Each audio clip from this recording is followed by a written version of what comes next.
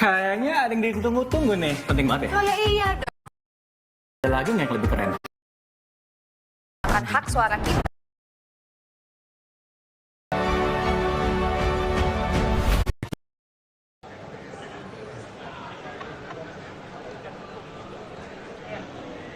Berarti, ya.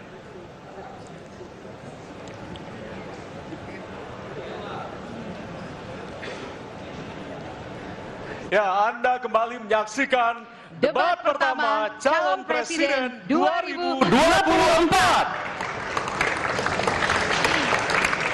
Hadirin, di segmen ini calon presiden akan menjawab pertanyaan dari tim panelis. Selain menjawab pertanyaan, masing-masing calon presiden juga diberikan kesempatan untuk saling menanggapi. Ya, tim panelis tentunya telah menyiapkan sejumlah pertanyaan dan menjaga kerahasiaannya. Untuk memastikan debat ini berlangsung secara adil, 3 pertanyaan dari masing-masing subtema akan diundi di hadapan Anda. Dan untuk itu, berkenan kami mengundang seluruh calon presiden untuk menuju ke panggung utama dan sesuai dengan posisi masing-masing. Kami persilakan kepada para calon presiden untuk menempati tempat yang telah disesuaikan. Coba sini, Mbak. Ya, hadirin, jika di segmen pertama kita memulai visi misi dari calon presiden nomor urut 1, maka pada segmen ini kita akan memulai pertanyaan kepada calon presiden nomor urut 2. Kami persilakan kepada panelis Bapak Agus Riwanto untuk mengambil subtema di fishbowl. Kami persilakan Pak Agus. Silakan diperlihatkan kepada kita semua tema yang terdapat di dalam bola.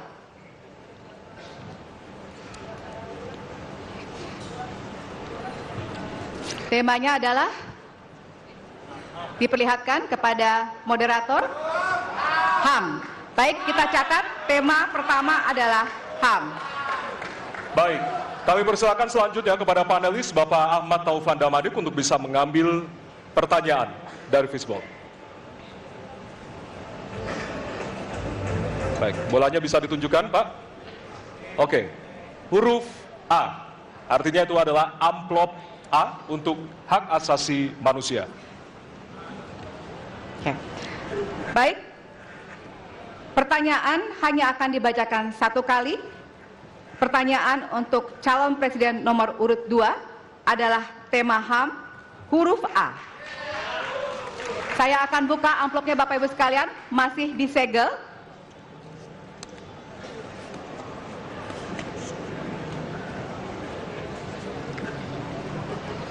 Kita mulai. Beberapa tahun terakhir, tren kekerasan meningkat di Papua. Sementara masalah keadilan dan HAM masih belum terselesaikan sehingga konflik terus berlanjut.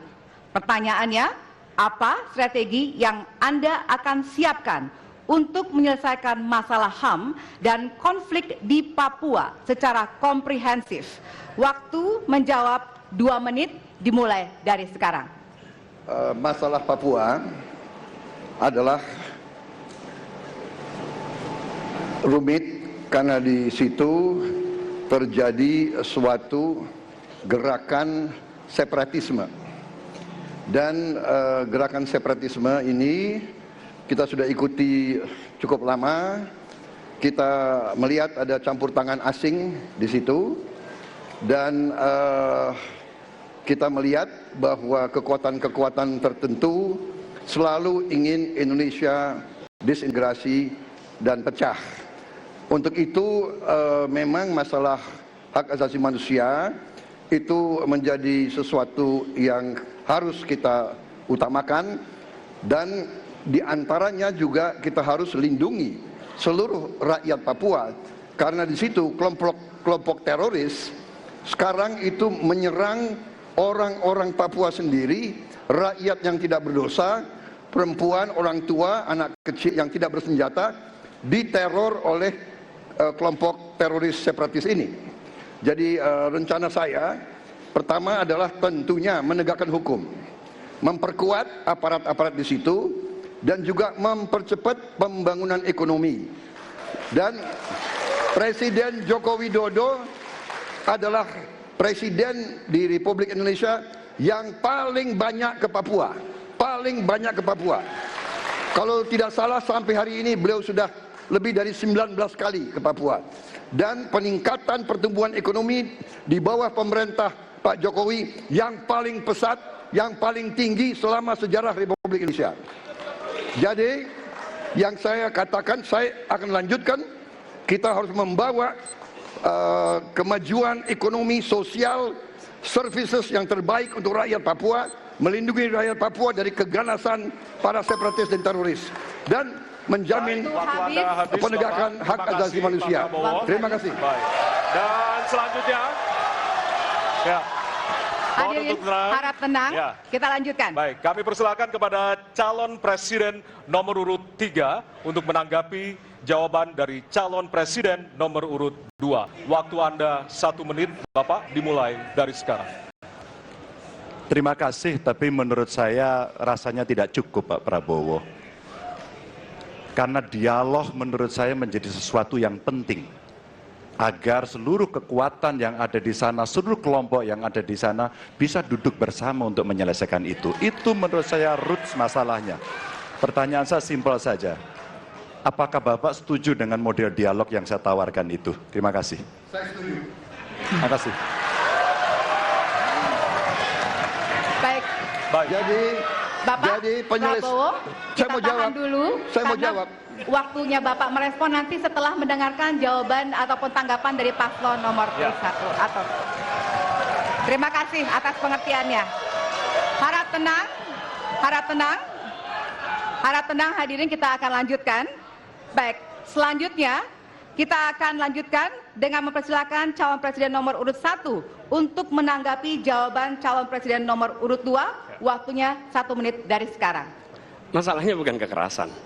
Karena ketika bicara kekerasan di Jakarta aja ada 3 pandangan. Ada yang menganggap ini terorisme, ada yang menganggap ini separatisme, ada yang menganggap ini kriminal. Di kita aja di Jakarta ada perbedaan pandangan. Apa masalah utamanya? Masalah utamanya adalah tiadanya keadilan di tanah Papua. Itu masalah utama. Oke? Jadi tujuannya bukan semata-mata tentang mentiadakan kekerasan. Karena damai itu bukan tiada kekerasan, damai itu ada keadilan. Itu prinsip utamanya. Nah, jadi caranya bagaimana? 1, atas semua peristiwa pelanggaran HAM yang terjadi dilakukan tindakan penyelesaian hingga tuntas. Oke? Yang kedua, mencegah terjadinya pengulangan dengan memastikan semua yang bekerja di Papua memahami bahwa yang harus dihadirkan bukan tidak ada kekerasan tapi keadilan. Yang ketiga, melakukan dialog dengan semua secara kopartisipatif. Terima kasih. Baik, terima kasih. Terima kasih. Dan selanjutnya kami persilakan kembali kepada calon presiden nomor urut 2 untuk merespon tanggapan dari kedua calon presiden lainnya, dan waktu Anda 1 menit, Bapak, dimulai dari sekarang. Benar, saya sangat setuju. Kita harus ada pendekatan dialog. Benar, ya. Dan saya juga setuju. Harus. Tunggu dulu, aku mau jawab.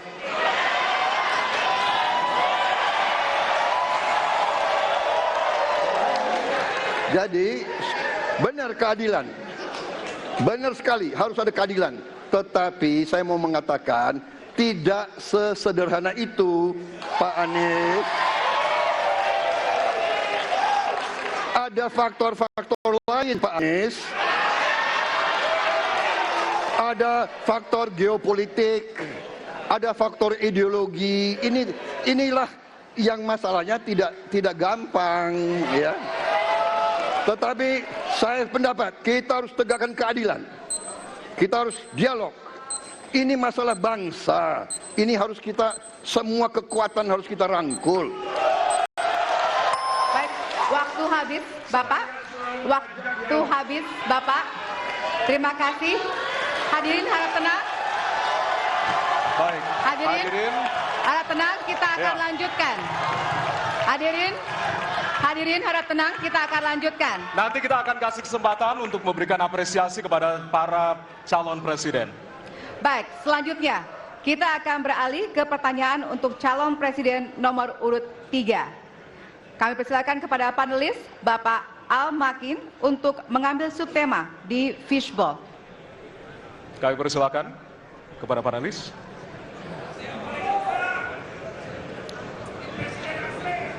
Ya, dibuka Silakan. terlebih dahulu, Pak.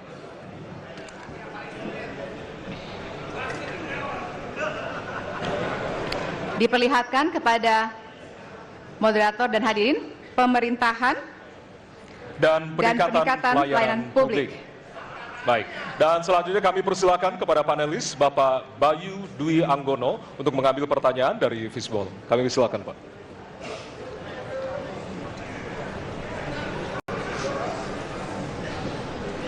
Bisa ditunjukkan amplop C. Amplop C untuk pemerintahan dan peningkatan pelayanan publik.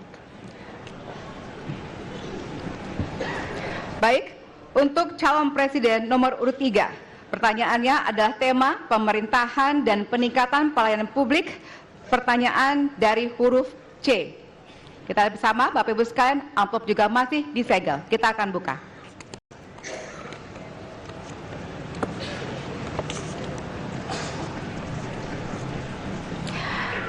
Indeks pelayanan publik di Indonesia stagnan. Sementara Undang-Undang Pelayanan Publik menghendaki persamaan pelakuan dan memperhatikan kepentingan khusus kelompok rentan, perempuan, anak, dan disabilitas. Pertanyaannya, apa program strategis Anda untuk meningkatkan kualitas pelayanan publik yang berkeadilan? Waktu 2 menit dimulai dari sekarang. Kebetulan saya punya pengalaman 10 tahun menangani soal ini. Mengajak mereka berpartisipasi sejak awal, satu, menghadirkan dalam setiap musrenbang kelompok perempuan, penyandang disabilitas, anak-anak, kelompok rentan yang lain termasuk orang tua.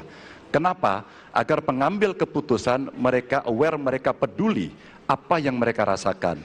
Kesetaraan dalam perencanaan pembangunan itulah yang kita harapkan bisa merepresentasikan apa yang mereka harapkan.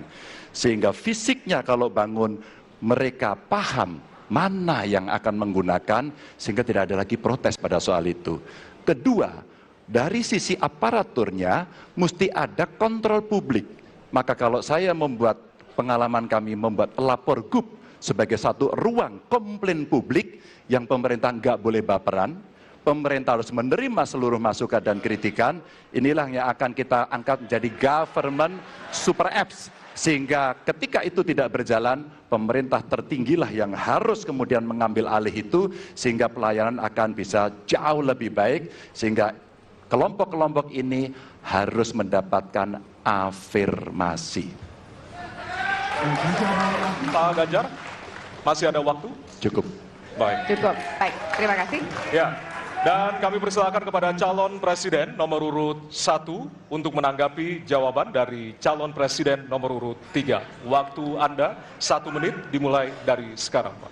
Prioritaskan pada pelayanan mereka yang rentan. 1, penyandang disabilitas. 2, perempuan, terutama ibu hamil. 3, anak-anak dan lansia. Itu prioritas. Kemudian pelayanannya. Buatkan pelayanan yang transparan dan terukur. Pelayanan pemerintah itu tidak ada yang baru. Semua yang dilayani pemerintah itu hal yang berulang. Jadi kalau disebut masalah itu pasti pernah terjadi sebelumnya. Pasti berulang. Lalu apa yang dikerjakan? Kami buat ketika dulu di Jakarta namanya Jaki. Jaki adalah sebuah super apps yang membuat setiap pelayanan ada ukurannya. Contoh, bila lapor pohon tumbang, maka kami memberikan arahan kepada jajaran berapa jam harus beres. Ketika dikatakan ada laporan tentang peristiwa X, maka berapa waktunya harus beres. Semua ukuran pelayanan dibuat transparan. Lalu publik yang melapor tahu persis, saya lapor kapan, harus selesai kapan. Dengan begitu standarisasi akan bisa terjadi. Terima kasih. Baik. Terima kasih atas tanggapannya. Silahkan kepada calon presiden nomor urut 2 untuk menanggapi jawaban calon presiden nomor urut 3. Waktunya 1 menit dari sekarang. Menurut pandangan saya, kelompok rentan itu juga termasuk para petani dan nelayan.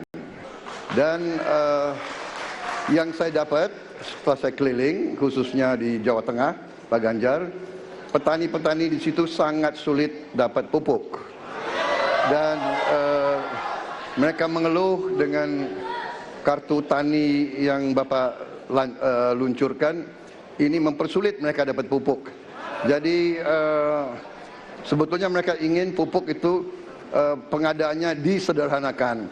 Saya kira mungkin Bapak bisa menjawab masalah itu. Terima kasih. Waktu Pak Prabowo. Cukup. Cukup. Nggak usah lama-lama. Baik.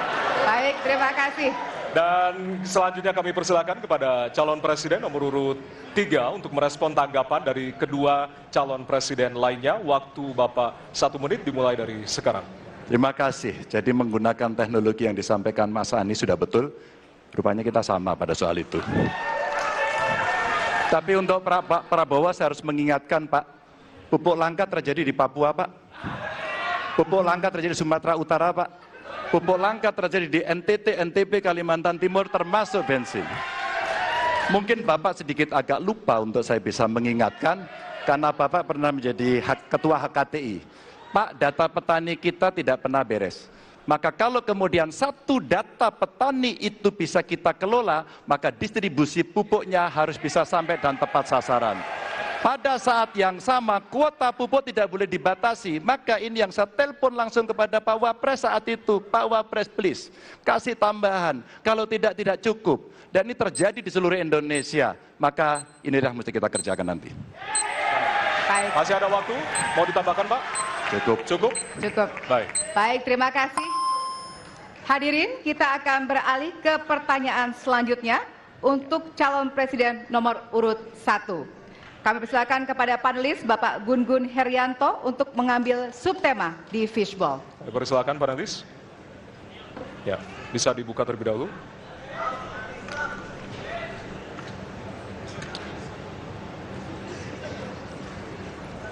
Tema ketiga adalah penanganan disinformasi dan kerukunan warga.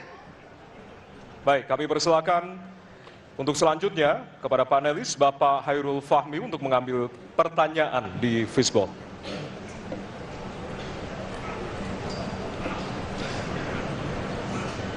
Ditujukan ke depan. Adalah amplop Huruf A. A. Baik. Amplop A untuk penanganan disinformasi dan kerukunan warga. Baik, pertanyaan untuk calon presiden nomor urut 1 adalah tema penanganan disinformasi dan kerukunan warga, huruf A. Kita lihat bersama, masih disegel, kita akan buka bersama.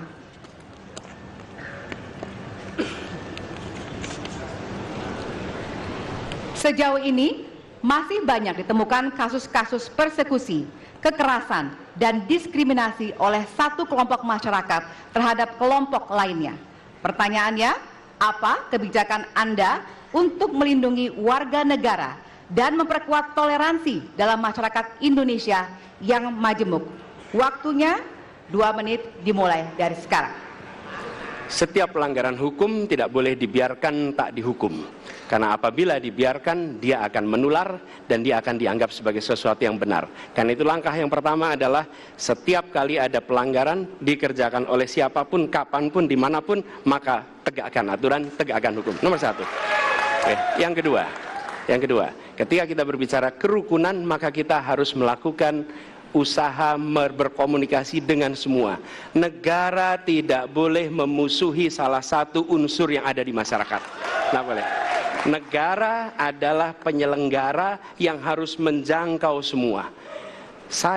Kami mungkin tidak suka, mungkin tidak setuju dengan pikiran seseorang, tapi negara harus memberikan hak kepada dia untuk berbicara, termasuk untuk mengkritik. Sehingga ada ruang kebebasan kepada rakyat untuk menyampaikan pendapatnya. Jadi, kita harus sadar, negara bukan mengatur pikiran, negara bukan mengatur perasaan, negara mengatur tindakan. Di situ kita atur. Dan bila melanggar, maka itu dilakukan tindakan penegakan hukum.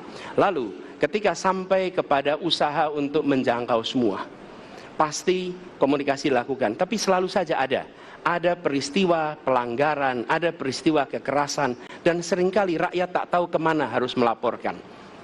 Dan ketika mereka berhadapan dengan pihak lain, seringkali mereka membutuhkan bantuan hukum.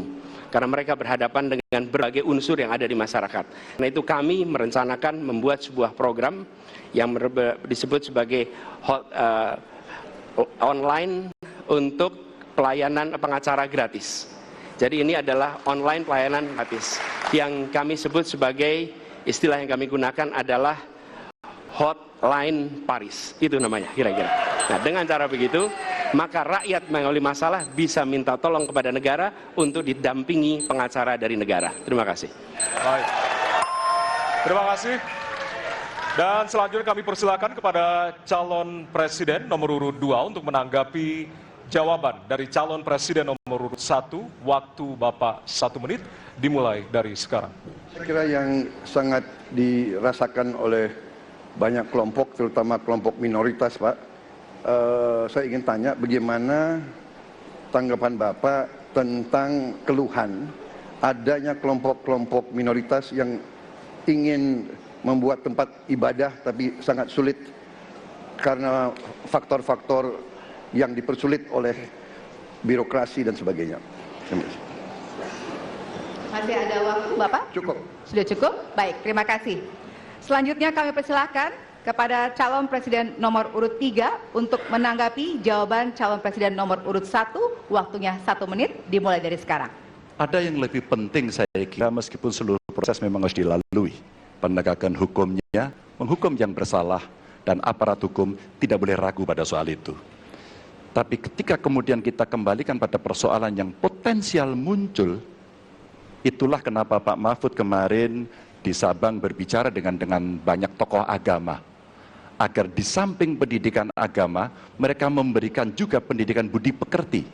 Agar kemudian dia bisa mengerti sejak awal bagaimana berbeda dalam suku, agama, golongan, sehingga mereka akan bisa bareng-bareng memahami.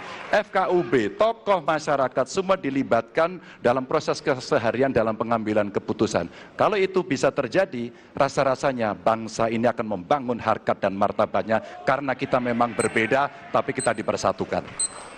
Baik. Masih ada waktu, Bapak? Cukup. Ya. Dan selanjutnya, kami persilakan kepada calon presiden nomor urut 1 untuk merespon tanggapan dari kedua calon presiden lainnya, dan waktu Bapak 1 menit dimulai dari sekarang. Terima kasih. Pak Prabowo, perlu kami sampaikan bahwa ketika kami bertugas di Jakarta, maka ada begitu banyak izin-izin gereja yang mandek 30 tahun, 40 tahun, dan tuntas dibereskan. Oke? Antrian yang amat panjang, yang tidak pernah selesai. Dan kemudian banyak kelompok agama dari mulai Buddha, Hindu, Kristen yang mengalami kesulitan mendirikan tempat ibadah, mereka menerima izin tempat ibadah dan mereka bisa beribadah dengan baik. Dan kalau boleh saya laporkan, dalam sejarah Gubernur Jakarta yang paling banyak memberikan izin rumah ibadah adalah Gubernur Anies Baswedan. Termasuk ketika umat Islam mau mendirikan masjid dan tidak bisa mendapat izinnya, saya bicara. Ketika umat Kristen mau mendirikan gereja tidak bisa mendapatkan izin dari masyarakat, saya bicara. Dan semuanya akhirnya mendapatkan izin untuk bisa beribadah. Terima kasih. Terima kasih. Baik, sudah cukup, Bapak? Masih ada waktu? Cukup ya? Baik, terima kasih. Kita berikan tepuk tangan buat calon presiden 2024. Kami persilakan kepada Bapak-Bapak untuk kembali ke tempat.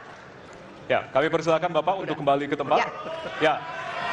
Kita masih ada beberapa segmen dan juga beberapa subtema yang tentunya nanti kita akan bahas di segmen-segmen berikutnya. Dan tentunya kami akan masuk ke bagian debat yang lebih hangat dengan tentunya saling menanggapi antara pasangan calon presiden satu dengan yang lainnya. Baiklah, untuk itu tetaplah bersama kami di debat pertama Calon Presiden 2024.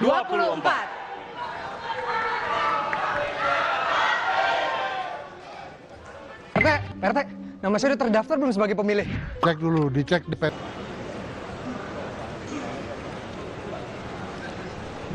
Ya, dan untuk temanya adalah pemberantasan korupsi. Baik, selanjutnya kami persilakan kepada panelis Bapak Made Sukmajati untuk mengambil pertanyaan dari Fishball. Silakan Bapak. Ya. Pertanyaan huruf C. Baik, kita akan menuju ke pemberantasan korupsi dan pertanyaan C. Ya. Dari amplop C, Bapak Ibu, masih tersegel. Kita akan buka.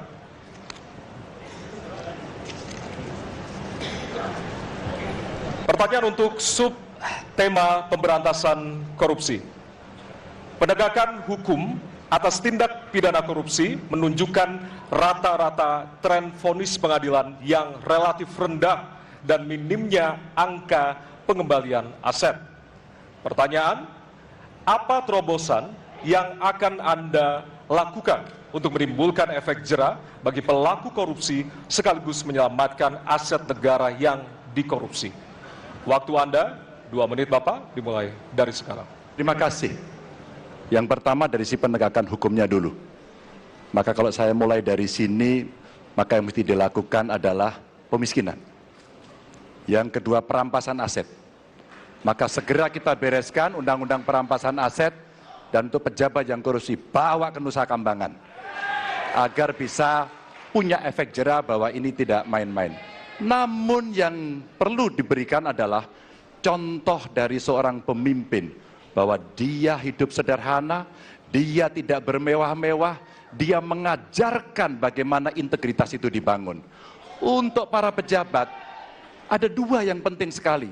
1, biarkan mereka berkembang dengan meritokrasi yang baik sehingga pada saat menduduki jabatan tidak ada lagi jual beli jabatan. Yang kedua, jangan biarkan mereka store pada pemimpinnya. Kalau ini terjadi, kerunyaman itu akan muncul. Data ICW menunjukkan sekitar 230-an triliun dalam 10 tahun terakhir kerugian negara itu terjadi. Dan ini ekuivalen kalau bisa kita pakai untuk membuat puskesmas kira-kira 27.000. Terbayangkan oleh kita, edukasi itu mesti kita tunjukkan dengan sekali lagi teladan dari seorang pemimpin, dan pemimpin tidak boleh ragu untuk memutuskan itu. Baik, masih ada waktu Bapak, akan menambahkan? Cukup? Baik. Cukup, baik. Harap tenang.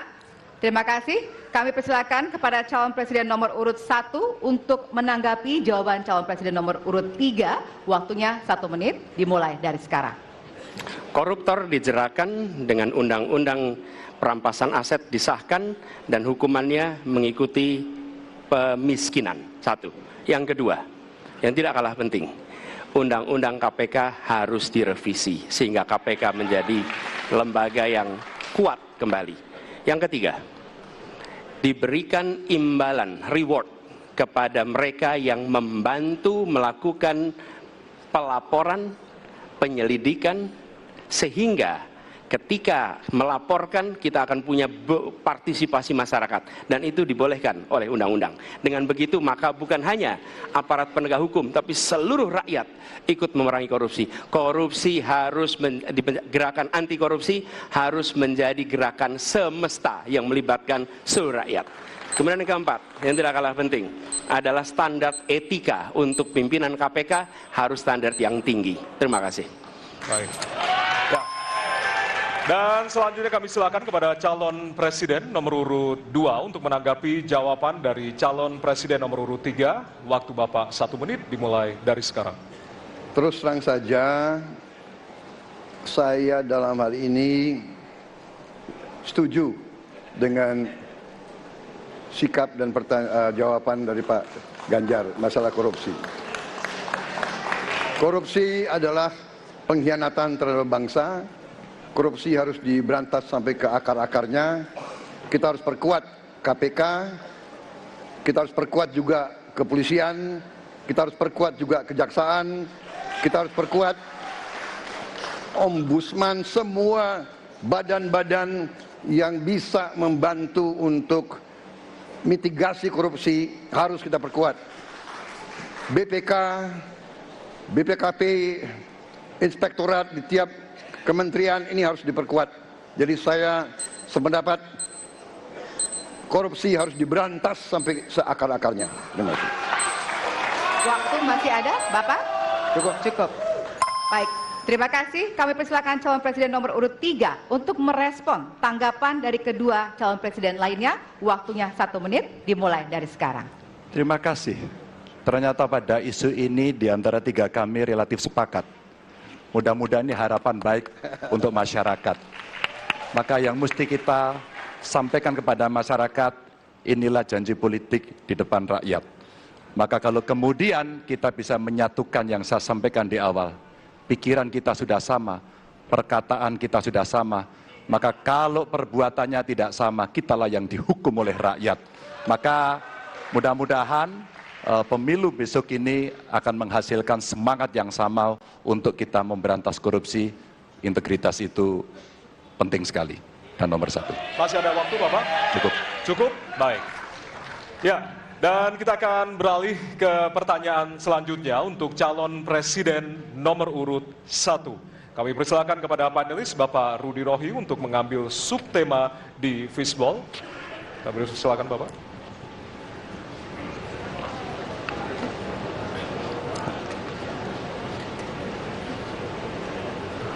Diperlihatkan kepada kami semua, Bapak. Apa? Baik, temanya adalah penguatan demokrasi. Baik.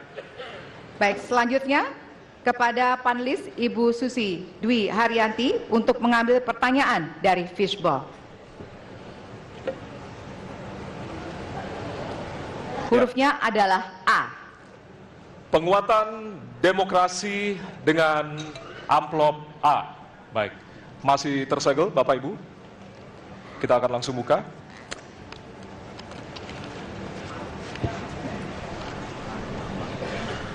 Salah satu pilar penting demokrasi adalah partai politik. Namun kepercayaan publik terhadap partai politik di Indonesia selalu rendah. Pertanyaan, apa kebijakan yang akan Anda lakukan untuk melakukan pembenahan tata kelola partai politik? Waktu untuk menjawab 2 menit dimulai dari sekarang. Saya rasa lebih dari sekedar partai politik. Rakyat tidak percaya kepada proses demokrasi yang sekarang terjadi. Itu jauh lebih luas dari sekedar partai politik. Ketika kita bicara demokrasi, minimal ada 3. Minimal 3 nih. 1 adalah adanya kebebasan berbicara. Yang kedua, adanya oposisi yang bebas untuk mengkritik pemerintah dan menjadi penyeimbang pemerintah. Yang ketiga, adanya proses pemilu, proses pilpres yang netral, yang transparan, jujur, adil. 3. Kalau kita saksikan akhir-akhir ini, 2 ini mengalami problem. Kita menyaksikan bagaimana kebebasan berbicara menurun, termasuk mengkritik partai politik. Dan angka demokrasi kita menurun, indeks demokrasi kita. Bahkan pasal-pasal yang memberikan kewenangan untuk digunakan secara karet kepada pengkritik, misalnya Undang-Undang ITE atau pasal 14-15 Undang-Undang nomor 1 tahun 1946. Itu semua membuat kebebasan berbicara menjadi terganggu. Yang kedua, oposisi. Kita saksikan minim sekali adanya oposisi selama ini. Dan sekarang ujiannya adalah besok. Bisakah pemilu diselenggarakan dengan netralitas, dengan adil, dengan jujur? Ini ujian ketiga. Jadi persoalan demokrasi kita lebih luas dari segala persoalan kepada partai politik. Nah, bagaimana untuk partai politik sendiri? Partai politik perlu mengembalikan kepercayaan. Tapi di sini ada peran negara.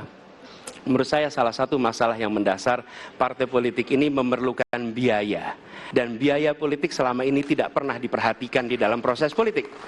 Untuk kampanye, untuk operasional partai, semua ada biayanya. Sudah saatnya pembiayaan politik itu dihitung dengan benar, ada transparansi, sehingga rakyat pun melihat ini institusi yang bisa dipertanggungjawabkan. Jadi salah satu reformnya adalah reform pembiayaan politik oleh partai politik. Terima kasih. Baik. Waktu sudah habis, terima kasih. Kini kami persilakan calon presiden nomor urut 2 untuk menanggapi jawaban calon presiden nomor urut 1. Waktunya 1 menit dimulai dari sekarang. Mas Anies.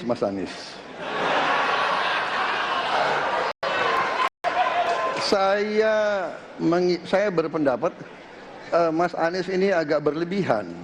Mas Anies mengeluh tentang demokrasi ini dan itu dan ini. Mas Anies dipilih jadi gubernur DKI menghadapi pemerintah yang berkuasa. Saya yang mengusung Bapak.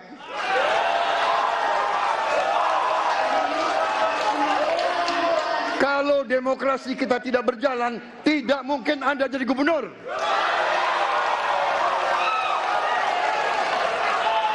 Kalau Jokowi diktator, Anda tidak mungkin jadi gubernur. Saya waktu itu oposisi, Mas Anies. Anda ke rumah saya, kita oposisi, Anda terpilih. Waktu habis, Bapak. Harap tenang. Bapak Prabowo. Baik, para pendukung, kami mohon untuk tenang, para pendukung. Para pendukung, Baik. harap tenang. Kita akan lanjutkan dialog kita. Harap tenang. Hadirin, harap tenang. Kami sampaikan kembali, hadirin harap tenang. Apabila tidak tenang, maka debat tidak dapat dilanjutkan. Ya, kami mohon kerjasamanya kepada para hadirin yang berada di halaman gedung KPU untuk bisa menaati aturan yang telah kita sepakati bersama. Ya. Baik, selanjutnya kepada calon presiden nomor urut 3, kami silakan untuk menanggapi jawaban calon presiden nomor urut 1, waktunya 1 menit dari sekarang. Saya jadi tidak enak ini Mbak hari ini. Mohon maaf, saya tidak enak karena dua kawan saya sedang nagih janji dan membuka buku lama. Tapi percaya begini, yang pertama tidak ada demokrasi tanpa partai politik. Tidak ada, suka tidak suka, mau tidak mau. Dan fungsi partai politik itu adalah agregasi, sumber rekrutmen kader, pendidikan politik. Kebetulan saya pernah menjadi ketua pansus undang-undang partai politik. Maka pada saat perdebatan penguatan dari sisi anggaran, penguatan dari sisi partisipasi masyarakat mesti dilakukan, saat itu tidak terlalu banyak yang setuju. Maka Mas Anies, soal oposisi tidak oposisi, soal kepentingan saja kok. Kapan kita bertemu, kapan kita tidak bertemu, dan kemudian kita akan bersikap pada posisi masing-masing. Tapi yang penting, pendidikan politik kepada masyarakat itulah yang menjadi PR besar dari partai politik agar cepat dewasa. Oke, waktu Anda habis, Bapak. Ya, dan kita akan lanjutkan. Baik, kita akan lanjutkan debatnya, Bapak Ibu. Kita akan lanjutkan ke pertanyaan selanjutnya untuk calon presiden nomor urut 1. Ya. Untuk merespon tanggapan dari dua calon presiden lainnya, waktunya 1 menit dari sekarang. Ya. Terima kasih. Ketika kita menghadapi sebuah proses demokrasi, di situ ada pemerintah dan ada oposisi. Dua-duanya sama terhormat.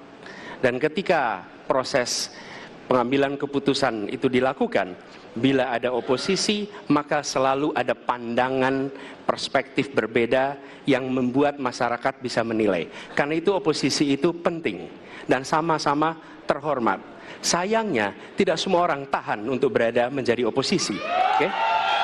Seperti sampaikan Pak Prabowo tidak tahan untuk menjadi oposisi. Apa yang terjadi? Beliau sendiri menyampaikan bahwa tidak berada dalam kekuasaan membuat tidak bisa berbisnis, tidak bisa berusaha. Karena itu harus berada dalam kekuasaan. Kekuasaan lebih dari soal bisnis, kekuasaan lebih dari soal uang, kekuasaan soal kehormatan untuk menjalankan kedaulatan rakyat. Baik, waktu Anda habis, Bapak. Kami mohon sekali lagi kepada para hadirin yang berada di halaman KPU. Ditahan dulu.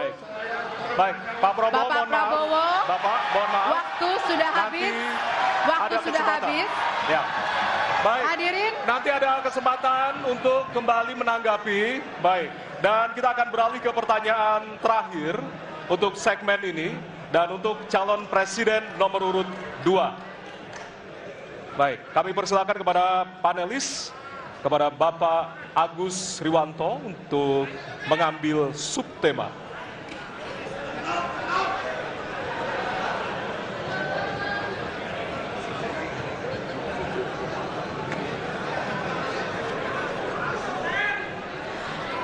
kami mohon kepada hadirin untuk tenang, untuk menjaga kelancaran debat. Silakan Bapak dipersilakan kepada moderator. Baik. Diperlihatkan. Subtema hukum. Baik. Selanjutnya kami silakan kepada panelis Bapak Wawan Masfud untuk mengambil pertanyaan dari Fishball. Kami persilakan Bapak.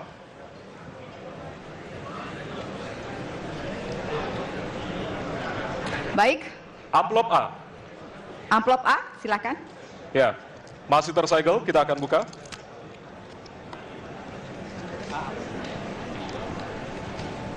Kita akan langsung bacakan. konstitusi mengharuskan kekuasaan kehakiman dijalankan secara merdeka. Sementara lembaga kekuasaan kehakiman saat ini cenderung diintervensi oleh cabang kekuasaan lainnya. Pertanyaannya, apakah Anda setuju dengan pernyataan tersebut?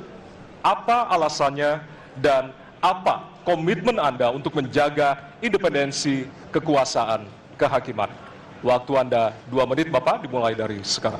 Saya sangat setuju bahwa kehakiman harus independen, kehakiman harus yudikatif, ya, harus independen, dan harus kuat, dan tidak boleh diintervensi oleh kekuasaan. Saya sangat setuju itu.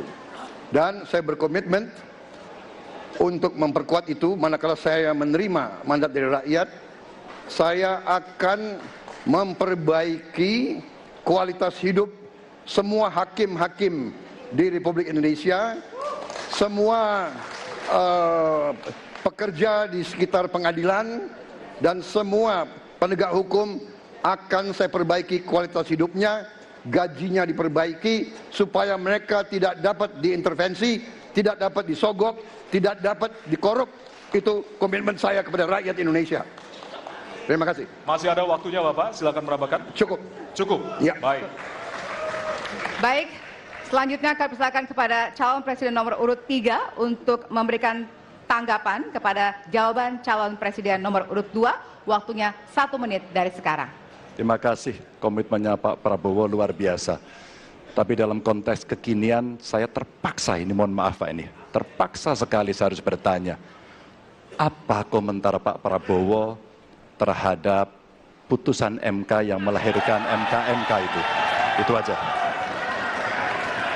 Ditahan dulu Bapak, apakah ada yang ditambahkan selain itu? Cukup. Cukup? Baik. Selanjutnya. Ya, kami pertegas kembali bahwasannya tidak ada sesi tanya jawab, artinya saling menanggapi, Bapak-bapak. Kami ingatkan kembali untuk saling menanggapi dari masing-masing calon presiden. Dan selanjutnya kita akan berikan kesempatan kepada calon presiden nomor urut 1 untuk menanggapi calon presiden nomor urut 2 dan waktu Bapak. Apakah saya harus 1 merevisi menit. statement saya?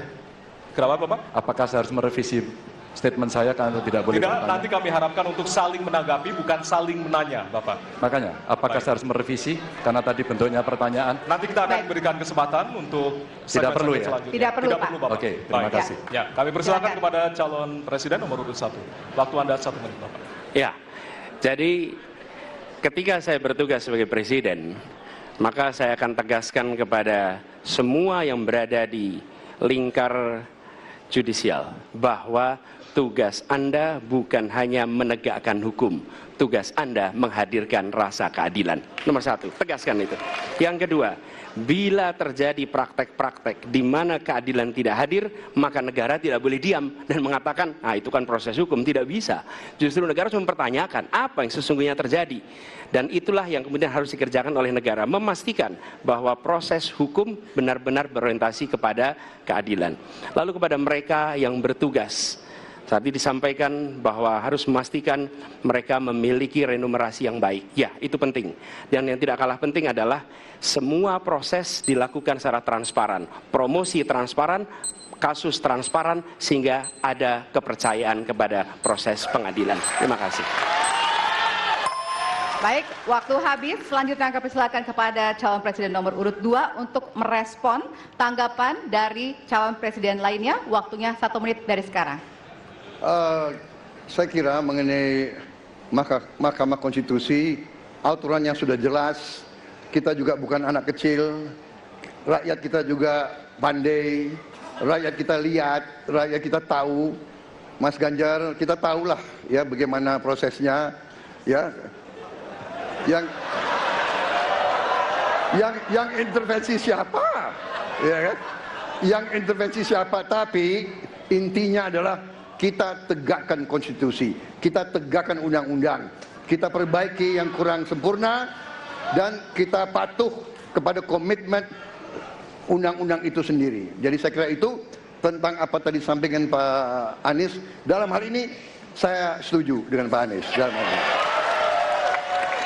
Waktunya masih ada, Ya, Bapak? Saya sependapat kita harus membuat yudikatif kuat, harus ada merit system, harus ada ujian-ujian yang baik. Waktunya supaya habis hakim sekarang, itu Bapak. hakim yang Terima terbaik kasih untuk Indonesia. atas jawabannya. Baik. Sekarang kita kasih apresiasi dari 3 calon presiden yang tentunya sudah saling menanggapi di kesempatan segmen kali ini. Dan kami persilakan kepada Bapak calon presiden untuk kembali ke tempat masing-masing. Baik. Kepada para pendukung, harap tenang. Ya. Para pendukung, kami mohon kepada para pendukung, acara debat masih berlangsung. Ya, sekali lagi kami nanti akan kasih kesempatan untuk memberikan yel-yel dan juga dukungan dari masing-masing capres. Dan Ya. kita akan masih lanjutkan dengan suasana debat yang masih hangat tentunya. Ya, tentunya nanti akan ada perbedaan pada segmen berikutnya, hadirin sekalian. Bedanya adalah pertanyaan tidak lagi datang dari tim panelis, Ya. tapi pertanyaan akan datang dari masing-masing calon presiden. Ya, dan untuk itu tetaplah bersama kami dan kami kembali sesaat lagi.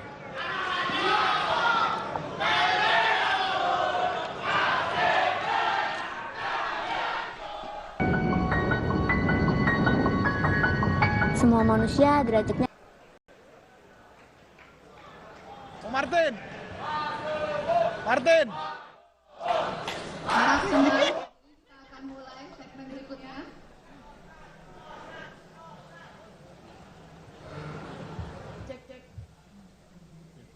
Oke, Bapak Ibu, boleh kembali ke tempat duduknya masing-masing. Kita akan segera mulai.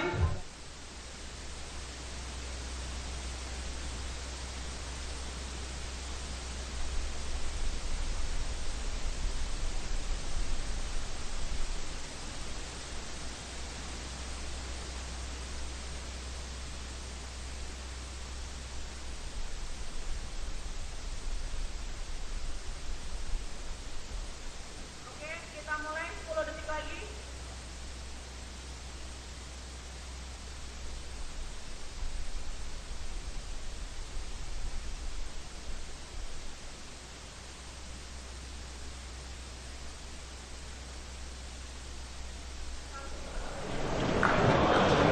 Terima kasih Anda masih bersama kami di debat pertama calon presiden 2024.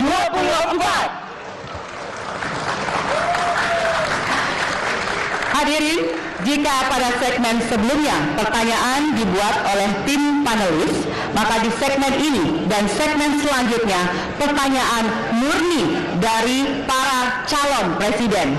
Ya. Jawaban pertanyaan akan ditanggapi oleh capres penanya untuk kemudian direspon kembali oleh calon presiden yang menjawab. Sebelumnya, kita undang kembali seluruh calon presiden untuk naik ke atas panggung. Kami persilakan Bapak untuk menuju ke panggung utama.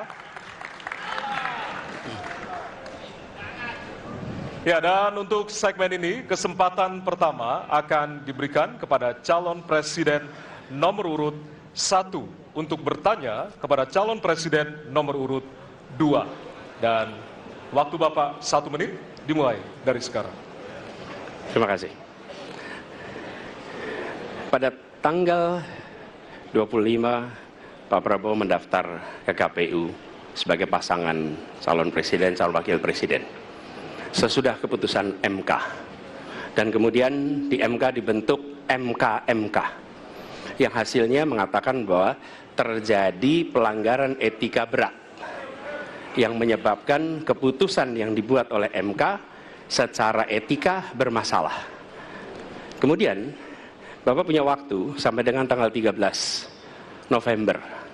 Karena di situ adalah waktu terakhir untuk mengambil keputusan bila ada perubahan. Sesudah Bapak mendengar bahwa ternyata pencalonan persyaratannya bermasalah secara etika, pertanyaan saya, apa perasaan Bapak ketika mendengar bahwa ada pelanggaran etika di situ? Baik, waktunya habis. Kami berikan kesempatan kepada calon presiden nomor urut 2 untuk menjawab selama 2 menit. Waktunya dimulai dari sekarang. Jadi Mas Anies, ya memang suatu perkembangan politik itu ada beberapa segi perspektif, ya. Jadi tim saya, para pakar hukum yang mendampingi saya menyampaikan bahwa dari segi hukum tidak ada masalah. Masalah yang dianggap pelanggaran etika sudah diambil tindakan dan keputusan, ya, waktu itu oleh pihak yang diberi wewenang. Kemudian sudah ada tindakan, dan tindakan pun itu masih diperdebatkan karena yang bersangkutan masih memproses. Tetapi intinya adalah bahwa keputusan itu final dan tidak dapat dirubah. Ya, saya laksanakan, ya. Dan kita ini bukan anak kecil, Mas Anies, ya. Anda juga paham, ya. Sudahlah, ya. Sekarang begini, intinya rakyat yang putuskan, rakyat yang menilai. Kalau rakyat tidak suka Prabowo dan Gibran, nggak usah pilih kami, saudara-saudara sekalian. Dan saya tidak takut tidak punya jabatan, Mas Anies. Sorry ya. Sorry ya.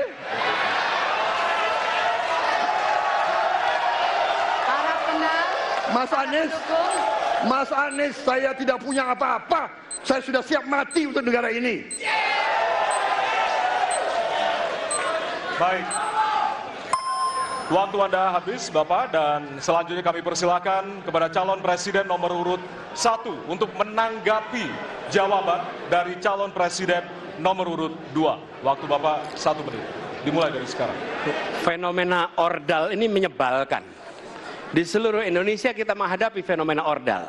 Mau ikut kesebelasan ada ordalnya. Mau masuk jadi guru ordal. Mau daftar sekolah ada ordal. Mau dapat tiket untuk konser ada ordal. Ada ordal di mana-mana yang membuat meritokratik nggak berjalan. Yang membuat etika luntur. Dan ketika fenomena ordal itu bukan hanya di masyarakat, tapi di proses yang paling puncak terjadi ordal, maka rakyat kebanyakan, dan ini saya rasakan beberapa waktu yang lalu, beberapa orang guru berjumpa dengan saya dan mereka mengatakan, Pak, di tempat kami pengangkatan guru-guru itu mendasarkan ordal. Kalau tidak ada ordal, nggak bisa jadi guru, nggak bisa diangkat. Lalu apa jawabannya? Atasan saya bilang, wong yang di Jakarta aja pakai ordal, kenapa kita di bawah tidak boleh pakai ordal? Negeri ini rusak apabila tatanan itu hilang. Waktunya habis. Ya. Sekarang kami berikan kesempatan kepada calon presiden nomor urut 2 untuk menanggapi tanggapan dari calon presiden nomor urut 1. Waktunya 1 menit dari sekarang. Mas Anies,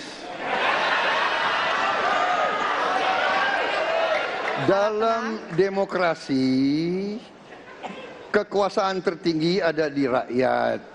Hakim yang tertinggi adalah rakyat.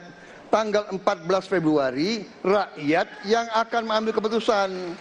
Kalau kami tidak benar, salah, berkhianat, rakyat yang akan menghukum kami. Waktu masih ada, Bapak? Sudah cukup? Baik, terima kasih. Harap tenang hadirin, kita akan lanjutkan. Ya, kita akan lanjutkan.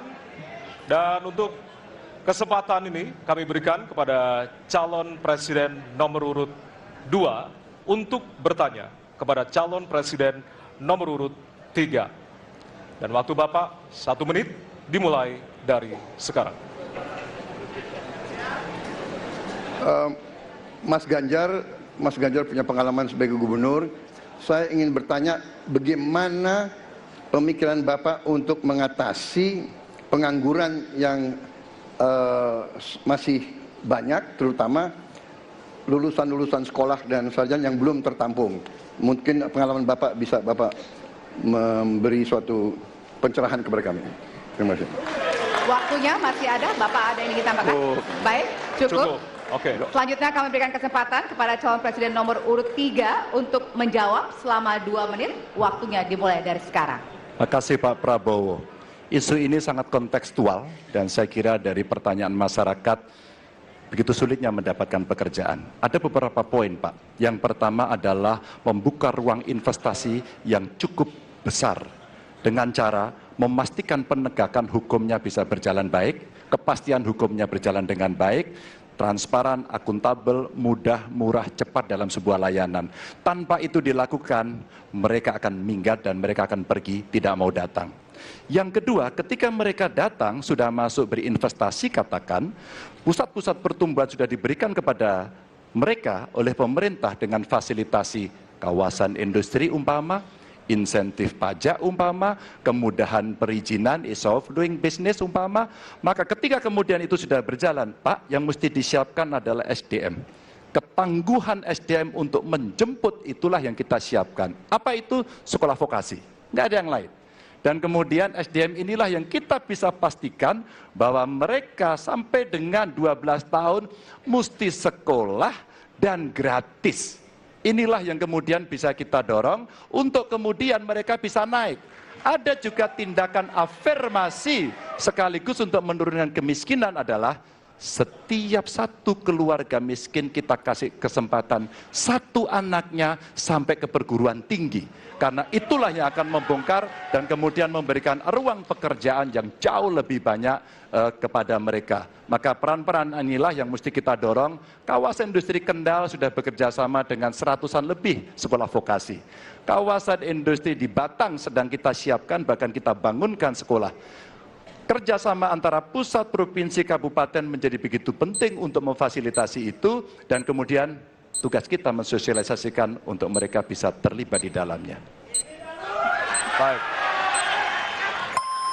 Ya, waktu Anda habis Bapak, dan kami persilakan kepada calon presiden nomor urut 2 untuk menanggapi jawaban dari calon presiden nomor urut 3.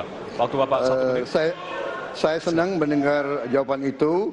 Berarti Bapak bisa mengakui prestasi pemerintah Jokowi dalam mengembangkan KEK semua, mendorong hilirisasi, menciptakan lapangan kerja, mengundang investor-investor ke Jawa Tengah untuk menciptakan pertumbuhan ekonomi yang bermutu dan berkelanjutan. Terima kasih. Ya. Waktunya masih ada, Bapak? Cukup. Baik, selanjutnya kita berikan kesempatan kepada calon presiden nomor urut 3 untuk menanggapi tanggapan dari calon presiden nomor urut 2. Waktunya 1 menit dari sekarang. Pak Prabowo, terima kasih. Ketika kami merancang kawasan-kawasan industri dan bagaimana percepatan itu kita lakukan, kami duduk dengan para menteri, bahkan kami duduk dengan presiden.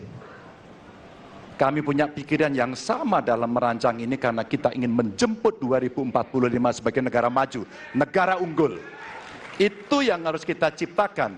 Maka ketika kemudian soal setuju tidak setuju, kami hampir 10 tahun. Bahkan proyek-proyek strategis nasional yang ada di Jawa Tengah, saya bereskan, Pak. Karena itu bentuk tanggung jawab kami sebagai wakil pemerintah pusat di daerah, dan kami tahu posisi itu agar kita berada dalam satu barisan menjemput keunggulan Indonesia di 2045. Masih ada waktu Bapak? Cukup? Baik. Ya, dan selanjutnya kita akan berikan kesempatan calon presiden nomor urut 3 untuk bertanya kepada calon presiden nomor urut 1. Dan waktu Bapak 1 menit dimulai dari sekarang. Mas Anies pernah menjadi gubernur ibu kota. Dan hari ini menjadi isu publik, saya barusan dari IKN. Mas Anies, dengan berbagai kondisi yang ada di Jakarta, traffic jam, orang bermigrasi, bagaimana polusi yang terjadi, saya ingin dapat statement yang clear dari Mas Anies. Apa pendapat Mas Anies ketika kemudian Indonesia sentris itu ingin dibangun, mimpi besar anak bangsa sejak presiden sebelumnya ingin dibangun untuk memindahkan ibu kota dari Jakarta ke IKN. Silakan. Baik, waktunya masih ada, Bapak? Cukup. Baik, terima kasih. Kemudian kami silakan